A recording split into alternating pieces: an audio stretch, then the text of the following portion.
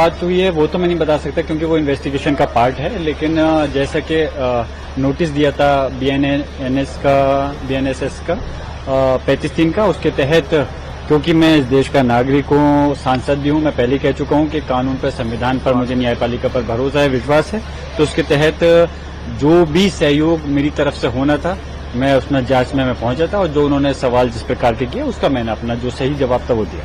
क्या फिर से आपको बुलाने की बात? अभी इस प्रकार की कोई बात नहीं है, लेकिन मैं समझता हूं कि जो उन्होंने सवाल किए थे ऐसी मुझे उम्मीद है कि तमाम सवालों के जवाब मैं दे चुका हूं।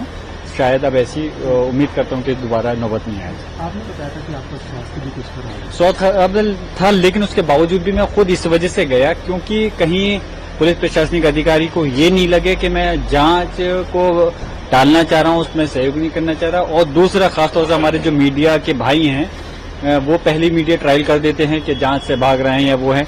मिसाल के तौर पर जब ये केस दर्ज हुआ था तो उसी समय मैं हाईकोर्ट में मेरे अपने जो हमदर्द है, मेरे मुशीर हैं, उन लोगों ने रिट दायर करवाई थी इसके केस के खिलाफ, क्योंकि मेरे खिलाफ ये रिपोर्ट गलत हुई थी। तो मीडिया वालों ने पहले ट्रायल कर दिया कि गिरफ्तारी के डर से भाग गए। अब ये बताओ, जहां हमारे ऊपर कोई गलत अगर वो लिखेगा तो हम किससे न्याय मांगे?